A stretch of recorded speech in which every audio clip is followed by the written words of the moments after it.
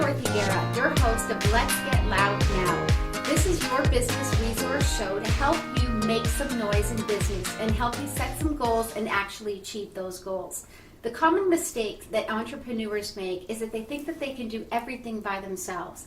And sometimes when we think we're the mastermind of our own business, that will lead to failure of goals and some of the greatest businesses out there when people don't rely on building a teamwork. With this show, what I'd like to bring to you is my strategy of getting loud, making noise, and making an impact in your industry.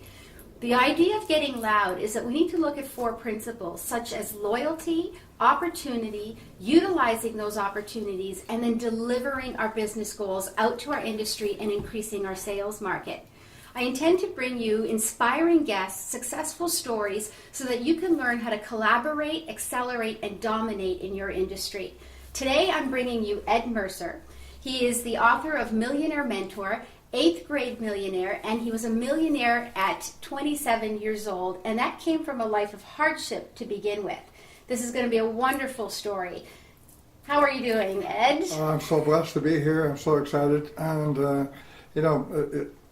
at 27, yes, it was a task. But I got there. I always said if you had a setback, get ready for a comeback. Yes. Why don't you give us a little bit of a briefing of how you grew up and sort of where your downfalls were as a child, so people can understand how you turned it around. Where I grew up is not a very nice story. I will share it today, though. Actually, I lived in a condemned house with no running water, no electricity. We had no plumbing. We had actually no floors in the house. I had 4 brothers. 2 of them died of an overdose of drugs. One of them was shot to death, and then my other brother died at 12 years old with leukemia. I was a street person at the age of 15 and a millionaire at 27. And so I look at my past, and I look at people complain and they worry about everything that's going on in their life. But like I said earlier, I had a setback, so I got ready for a comeback. Right, and I read your book and I loved it. And the beautiful thing about your book is that there's a lot of books on the market that push positivity, and think, believe, and you'll achieve. But the beautiful part to your story is that your positivity really came from a place where if you didn't have it, you could have a life of despair, depression, negativity. So you took something and you really turned it around and really lived a positive life from it. So I found it completely inspiring and valuable and truthful, really. I look at all kinds of motivational books and listen to motivational tapes. I think motivation is sort of like taking a bath.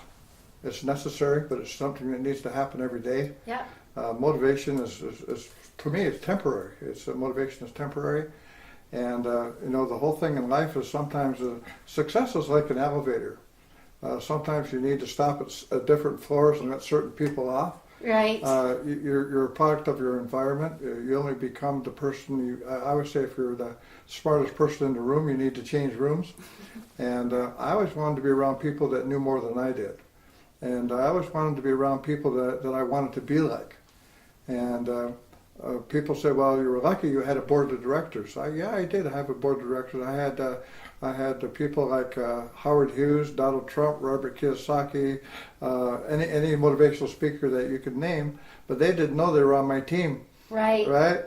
This is an interesting factor because this is sort of what I talked about at the beginning. You need to have a team. Mm-hmm. And sometimes you may not have to identify everybody as a team in your actual business, but recognize that you're using people as a mastermind team for your own growth.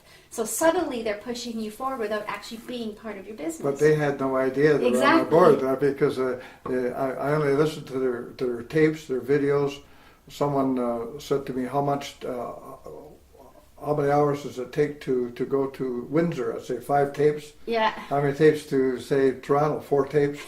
When you got into my car, as soon as you turned on the ignition, all I come up with or listened to was positive things. Right. So why don't we get right down to it and let the audience know exactly how you became that millionaire. So you were 15 years old, right? Mm-hmm. And now you're progressing forward and you decide that you've got to start making some changes in your life, right? Well, when I was 15 years old, like I said, I was a street person, And you learn a lot when you're on the streets. I was not a really good person for a while. Sort of had a chip on my shoulder. And a lot of people said, you're very aggressive, you're very, talented in so much as certain areas. Guy said, why don't you become a kickboxer? He said, you're so aggressive. And the funny part was I joined a kickboxing program and became the Canadian kickboxing champion. And I had over 100 amateur fights and 16 professional fights. I won 15 out of 16. 12 by knockout first round. Wow. Fought at Coba Hall in Detroit, won the Golden Gloves. And it wasn't because I was violent. It was like yin and yang. It was a balance.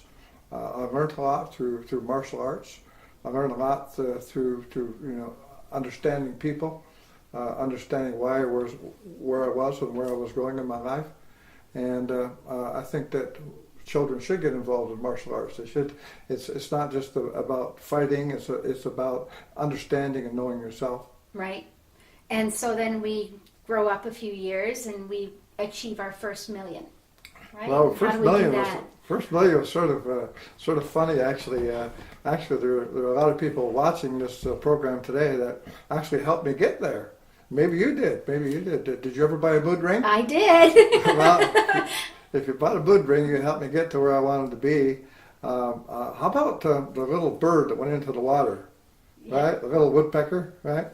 I made over $1 million from that. And then the yo-yo that lit up in the dark, I made a lot of money from that. And again, it's not how much money you make, it's what you become as a result of it. Right. And the one thing I never forgot, from where I come from.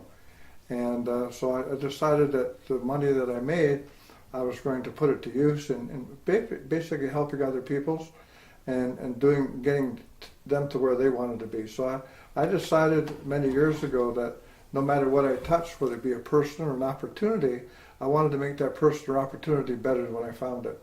Right. So I want to start looking at your successes in business and tie this into my loud strategy.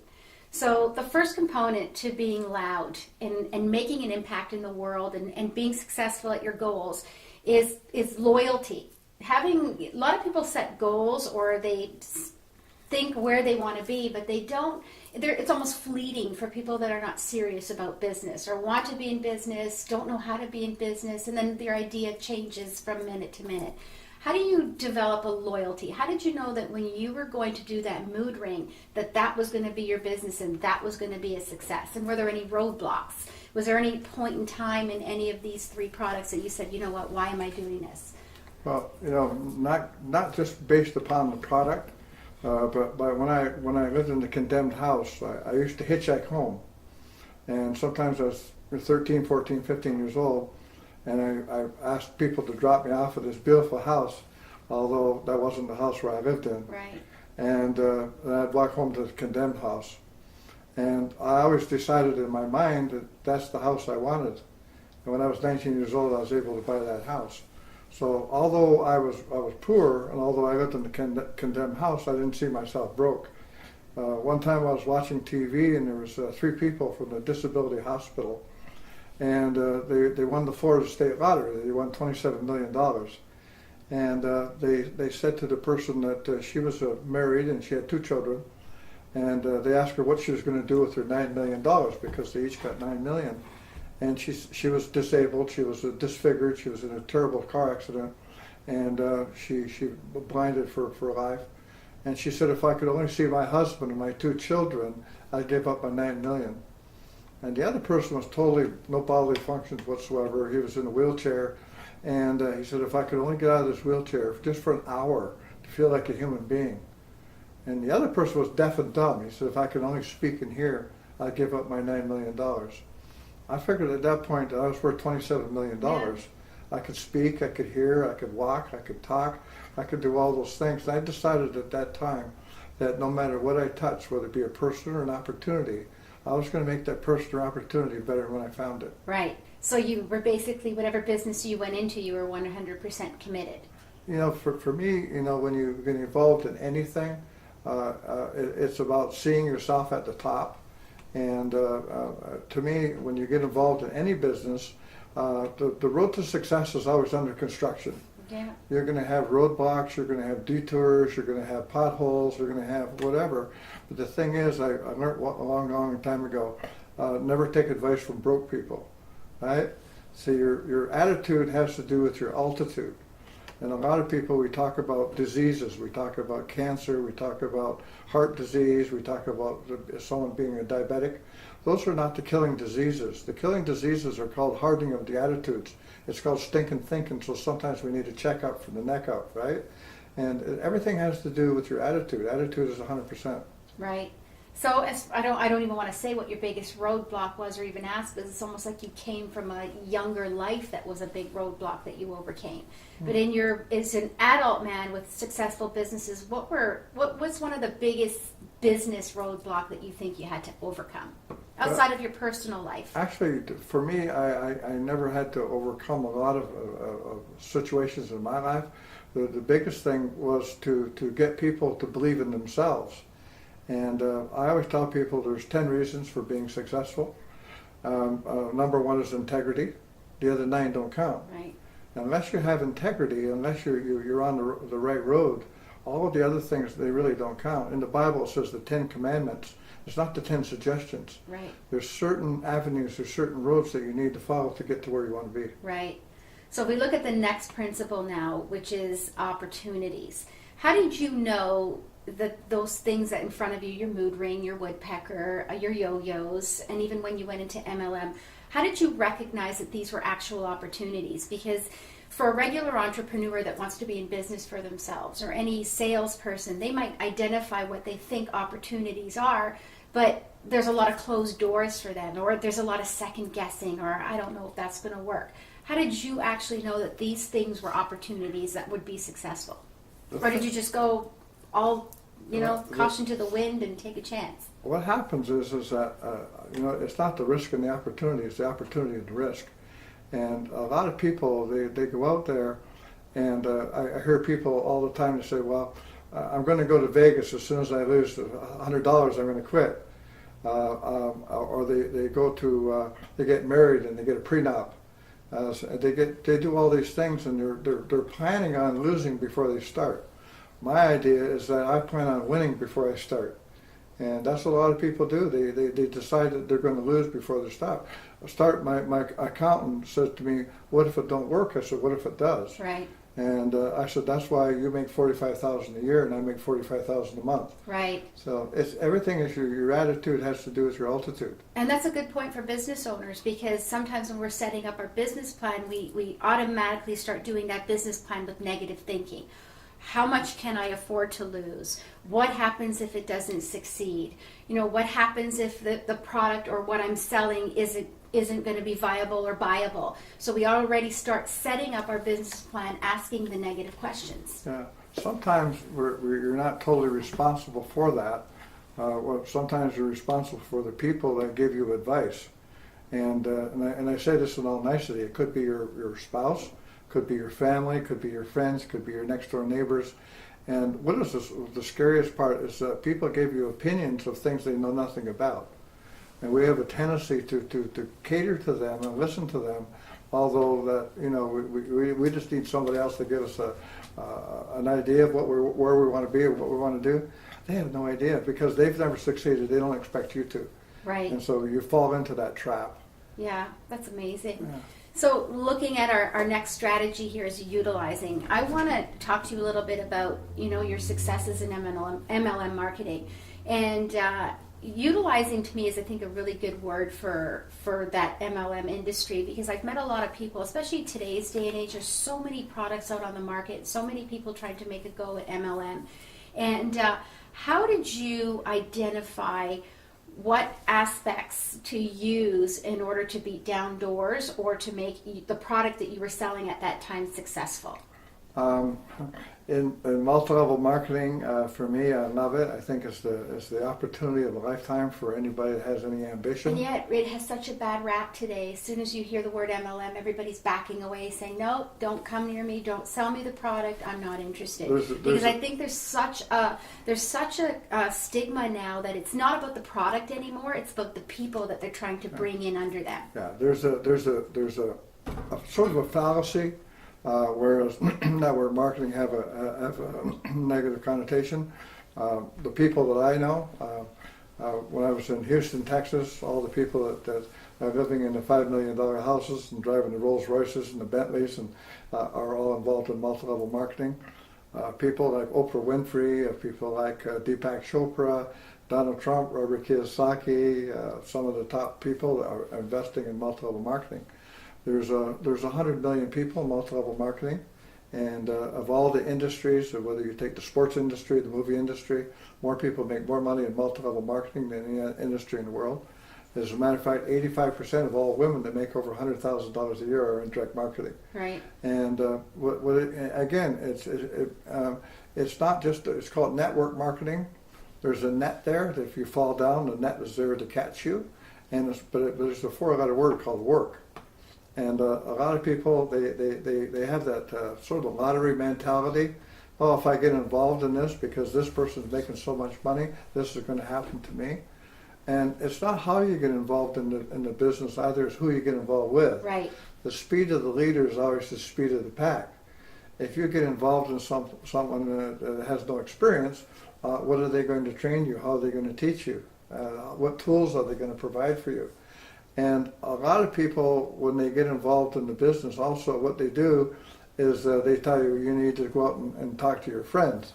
Well, if your friends are at the same level in life that you are, right, they're not going to believe in you because you've never been successful. Right. And so what happens is they talk to 3 or 4 of their friends, and they've just spent $200 per product, and they say, well, this is not going to work, right? Because they talked to 4 people and it didn't work, so they put their product in the garage or in their living room, and they say, well, I got ripped off in multi-level marketing. The thing is, you need to become a product of the product. If you don't believe in the product, if you don't use the product, and you have, again, it's really important about who you get involved with. When I got involved in a company called Herbal Life, Herbal Life was an excellent company. I went to a convention. I had no idea about multi-level marketing. I had 0 ideas about it. Didn't even know what it was. I went there because I was attracted to a young lady that introduced me to the business. And I walked on the stage, and I said to the president of the company and the vice president of the company and the doctors, I said, I'm going to be #1 in the world of multi-level marketing, and I'm going to be #1 in the world in the company. And they sort of laughed at me. They said, how long have you been involved? I said, I'm just getting involved tonight. And they said, well, we have 360,000 distributors, and we're 8 years old, and you're going to be #1? I said, yes, I am. And I was #1 in 90 days in the world. Right. I was the highest paid multi-level marketer in the world. They told me I needed to talk to 5 people per week. Well, I talked to 20 people a day. I call it celebrate or fix. I mean, if we leave the house here today or our studio, what happens is that we have cars lined up. I leave the house sometimes at 5:30 in the morning, 6 o'clock in the morning. There's people lined up. And at night, the same lineups. We're going back to their home. The bottom line is that I treated it like a business. It is a business. It's a business. It's not a hobby. If you get involved in hobbies cost money. So what I did is I treated it like a job. So when people leave in the morning at 7 o'clock, I left in the morning at 7 o'clock. I call it celebrate or fix. Either I celebrate my success, or at the end of the day I have to fix it. I say, I only talk to so many people. I need to make a commitment. Commitment is sort of like bacon and eggs. The chicken was there, but the pig made a commitment. Right? You need to decide: do I want to do this, or do I don't want to do that? And it could be, like I say, don't let anyone get in your way. Don't let someone else put their birds in your cage. The thing is, people buy you wholesale and they sell you retail. If you're involved in any job, what happens is that any job that you have, the boss is making the money. not you. You're going to stay exactly where you are for the rest of your life. In multi-level marketing, you can decide what kind of car you drive, what kind of house you live in, residual income. If you have any job and you lose your job or you quit your job or the company goes out of business, with multi-level marketing, you have a residual income. I make money from things I did 30 years ago. Right. Huh? Right. Now, how would you, just taking this outside of MLM and looking at any business owner that's trying to make success, whether it's a real estate agent, an insurance agent, or somebody that really needs the source of people in order to drive their business, what would you say is the best advice that you can give them as far as going from their comfort zone, which is first place we go to market when we want to start a business is our friends and family. Mm-hmm. You know, we're going to hope that that's going to be enough to drive our sales. How do you cross that line from going from the comfort zone of the people that you know to drive your business to get out there and rely on everybody else in the world? How do you make that step ahead? You know, the whole thing is the worst thing you can do is to count on your friends and family. That's the very worst thing you can do. I don't know if you ever got in a long time ago when you used to have a car where you get in the car and your leg goes like this, you're nervous like crazy, right? And after you go 2 or 3 blocks, it just becomes part of you. The only way that you're going to be consistent in what you're doing is keep doing what you're doing. And you're going to make mistakes, but the whole thing is the people at the other end don't know you made the mistake. That's true. And if you're talking to one person a day, you're not going to be successful. I talk to 20 a day, and I'm sure I said the wrong things so many times until you get to the point where it just becomes part of you. It becomes part of your makeup. It becomes part of who you are. And when you come across as a positive person, knowing what you're talking about, people will relate to you. People will relate to positive people. The key is there's certain tools or certain ways of doing things. For example, you're a very attractive lady. If you've seen an attractive man, you can't come up to him and say, "Hey, I have a business opportunity." They would be looking at you a different way, right? But if you said, "Oh," that's true. I hope not. But no, they would. Obviously would, because men think that way. But if you said to them, "What a beautiful car! My husband would like that car," right? Or "What a beautiful suit! My husband would like that suit." Right. Right? Or if I meet a beautiful woman, I say, "Oh, what a beautiful purse! My wife would love those purses. My wife's crazy over purses." Right? It gives you an opportunity to get involved in that conversation. Right. So there's certain things that you need to learn. It's like if you be in any trade, it doesn't matter what it is. I mean, some people go to school for 3 years to become an electrician, right? Yeah. Or a plumber, or whatever the case may be. There's training. I'm a life coach. I'm a millionaire trainer. I've made 50 people millionaires. This is not my first rodeo. I've done this before. So when people get involved in my team, I'm now going into Guinness's Book of World Records to make 100 new people millionaires. So the key is that you have a lot more chance if you said, "I'm involved with Ed Mercer. He has 36 million followers. He's on social media. All you need to do is Google him and see who's your partner, your business partner." 50% of the people will get involved in the business just because of my background. Right. And so, again, it's going back to what I said earlier, it's not how you get involved, it's who you get involved with. Right. And you have the opportunity now to be successful no matter what you do because you do have this following. But what about the little people that don't have a big network? What advice would you give in order to establish a network? Are there certain things you should do, places you should go? What do you think is the number one thing that drove you sort of over that line? None of the above. Really? Yes. Do you have a cell phone? Yes. How many people in your cell phone? Maybe 500 to 1,000. 1,000. Let's say 1,000 people. Did the phone fairy put them in there? No. Where did they come from? I met them at some point. Exactly. So the thing is, you have 1,000 contacts right now. Yes. Right? I would say so. Well, there you go. All you need to do is talk to 1,000 people and say, "Hey, listen, I'm involved in something that I think you'd be interested in. Watch this free video. Out of the 1,000, you're going to get 10%. You're going to get 100 people. 100 people will make you $1 million." That's right? a very good But point. people don't understand that, right? A lot of people, when I do a seminar, I'll say, how many people are married here? And then when people say, oh, I'm married. How long have you been married? I've been married for 10 years, whatever. How many people were at your wedding? They say, oh, 300 people. Did you put an ad in the paper to get those people to come to your wedding? They said, no, of course not. There's 300 people that I love. I said, here you are. You got 300 people that you loved and respected out of the most important day of your life in the house of God. They were there for you. Now it's your turn to be there for them. Right. They have 300 people. So the whole thing is, going back to the integrity, if people trust you, they believe in you, they were at your wedding, maybe they were at your children's christening, maybe you're at, maybe they're, you don't need to talk to your to people, your relatives and people. You have all those thousands and thousands of people. But the thing is, if you don't believe in what you're doing, you're not going to make that first phone call. The phone is the best tool in the world or the worst tool in the world.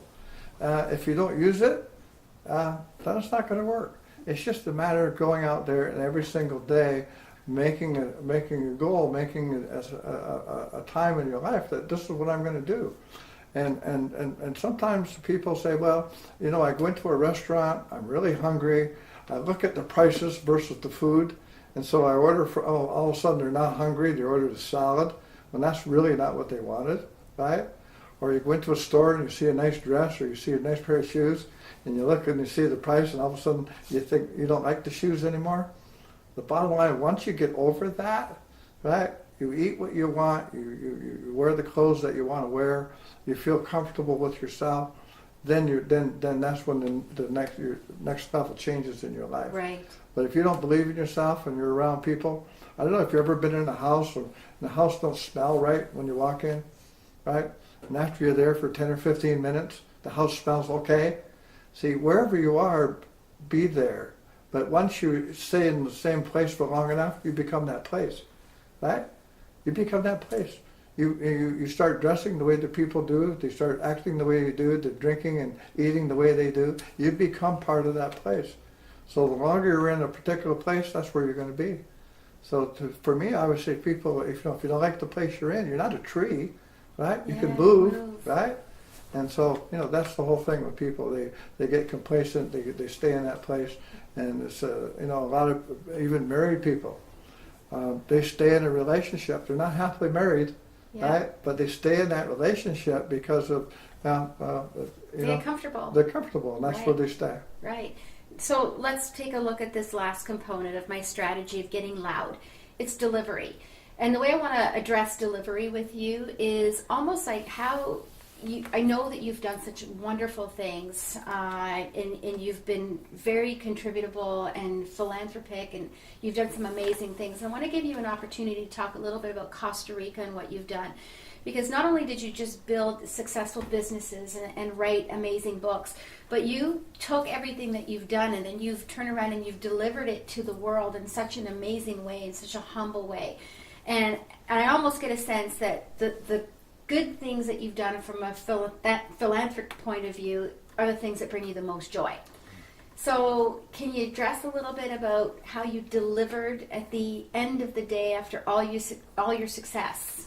When I first of all, when I went to Costa Rica, I went there and knowing it was a beautiful country, but there were some things I didn't like, and I found out that the people were coming into the country and they were stealing the scarlet macaw parrots. Not only were they stealing them, they were actually killing them and selling the feathers on Rodale Drive for hats and purses and expensive dresses and decorating all sorts of things. And a lot of people, they think once they have money, the money can buy anything that they can afford to buy. And they thought their children can have a pet monkey. Well, the only way you can have a pet monkey is to kill the mother. And if you don't kill the mother will commit suicide. And they were stealing the turtle eggs by the thousands and selling them in Asia for aphrodisiacs. And I only talk about money as a measuring stick, but I spent $3 million of my own money and planted thousands of almond trees and food of choice for the scarlet macaws and for the wildlife in the area. Hired 18 armed guards with machine guns, and also built homes for 200 people, and protected the island, and actually built up all the nature all over again, brought back all of the breeding, all the parrots, all of the and got inducted into the Environmental Hall of Fame. I was the only non-Costa Rican in history that got inducted into the Environmental Hall of Fame. And then I had some money where I started investing in schools and churches and Santa Claus to over 2,000 children. And the one thing is I don't forget where I came from. I came from wherever, and I decided that no matter what I touched, whether it be a person or an opportunity, I was going to make it better when I found it. And that's what I've been doing the rest of my life. And I spent the first half of my life making money. I'm going to spend the second half giving it away. And when I going back to you as a person, also the things that you're doing in Africa. When you told me that I was overwhelmed. I almost got tears in my eyes, knowing that what you're doing is exactly what I want to do. Oh, wow. Well, there you go. We can collaborate. No, those things are exciting to me. Again, it's not how much money you make, it's what you become as a result of it. And, life to me is like an echo. Whatever you put out, you can always get back. Right. And, this is something I want to talk about from a business point of view, is we're sometimes driven by the fact that our businesses rely on the product that we're putting out or the number of sales that we're out achieving.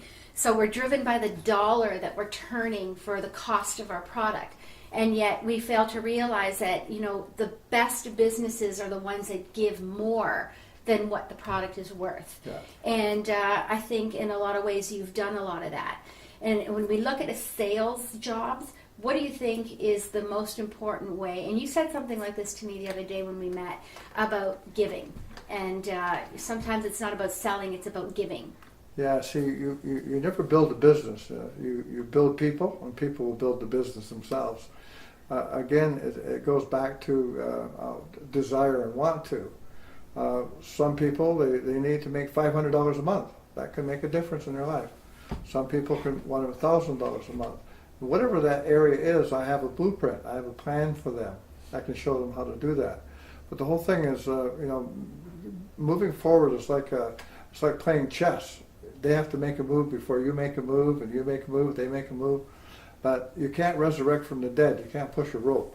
You cannot put a tuxedo on a chimpanzee. You still have a chimpanzee. You can only work with people that decide that they do want to make a difference in their life. I think the most important thing is your why. Why do people want to do things? And a lot of people they say to me, well, the reason I want to do this is because I want a better education for my children, or my mother or my father, they have some disabilities and I need to take care of them. And as soon as I see them not doing the things that they're supposed to do, I said, did your mom pass? Your father pass? No, they're still alive. I said, well, you told me that you wanted to do this for them. Obviously, you're not doing it. I just thought maybe, who stole your dream? Right. Why did you change? Or did you decide that your daughter didn't want to go to university? And I said, no, she still wants to go. And I said, well, you told me that the reason you wanted to do this because you wanted to put your daughter in university. Obviously, this wasn't your real reason. And so I can bring people back to once I have a reason, once I know their why, I can get them to the next level in their life. Because sometimes people, they have visions of grandeur. My friend owns all the Good Life Fitnesses. And he was saying from January 1st to the end of the month, you can't park in any of his outlets, right? He says you have to park on the side streets. He says in February you can park next to the disabled, right? Yeah. Because a lot of people make New Year's resolutions, they make all these decisions that they're going to do. Most people break those decisions within 8 days, right? So it's a matter of deciding, right? What do you want? The first time I became a millionaire in the business, I talked to 1,235 people. Over 900 said no. 50 became millionaires. My youngest millionaire was 19. My oldest millionaire was 72, with one leg amputated in a wheelchair. So it has nothing to do with your age, your height, your weight, your religion, all to do with commitment and attitude. Right, exactly, and I couldn't agree with you more, and you've really summed up, the loud strategy for your next move forward, and what is it that you'd like to achieve next? What's driving you now? Our next move forward is that I'm involved with a new product, and it's going to be bigger than the mood ring, bigger than the bird, bigger than the yo-yo. It's going to be bigger than anything I've ever done before. I'm now going into Guinness Book of World Records to make 100 new people millionaires. Allow me to break another world's record. I've broken 4 before, and it's just something that when you get to a certain age in your life, it's not the steps that I make today. It's the steps I leave behind. That's really important. I worked with Jim Rohn for 8 years. We opened up 86 countries and did some amazing things. And I've had the opportunity to work with Deepak Chopra and a lot of really successful people. And what is really important to me right now is my legacy. I want people to, say, yeah, I knew him. I knew Ed Mercer. I knew that, he changed my life. He made me a better person.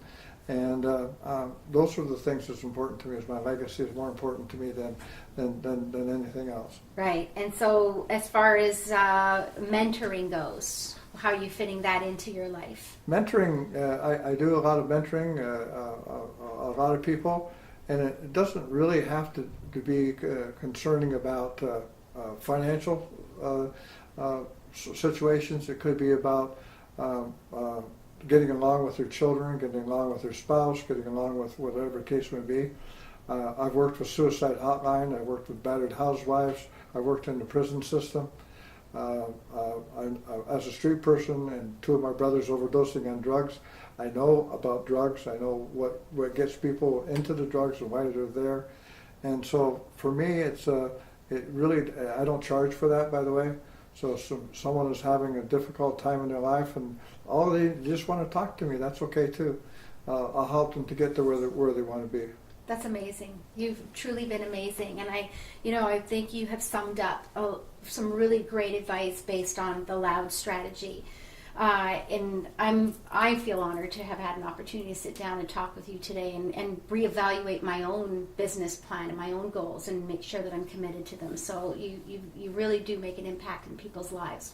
Well, if I could even be instrumental just a little bit in making that happen for you, my whole evening has been perfect. Oh, that's awesome. So let's sum up today's show with Ed Mercer and taking a look at our Loud strategy. As Ed suggested, loyalty for him, when we look at the word loud, loyalty means being positive and being committed. And when you set your mind to doing something, making sure that you go out there and you actually get it done so that you're not flip-flopping and changing your mind. You need to really live with positivity and believing in what it is that you're setting yourself up to do. When you look at your opportunities, don't just sit at home on your computer and think about all the little things that you can do because you're surfing the net and getting all these great ideas and just making your ideas bigger, but not really going out there and creating opportunities. Get outside the door, go outside or meet people and take a look at whatever everybody else is doing so that you create these opportunities. And once you know what your opportunities are going to be, then you need to turn around and utilize those opportunities. And as far as Ed said, you have a cell phone. How many people are in that cell phone that you can take a look at? And if you believe and you're loyal to what you're selling or doing, take a look at contacting those people, because if they believe in you, then they're going to help you grow your business. And as far as delivery goes, remember, it's not just about the dollar for dollar that you're selling or the product that you're selling. It's not about just your business, but go out there and deliver something great and make an impact and give people more than what they expect from you, just like Ed has done with his work in Costa Rica. So I hope you've learned a lot today to help you think about where you want to go and where you want to be and how you're actually going to get there. And I hope this show is going to help you get loud now. And I look forward to seeing you.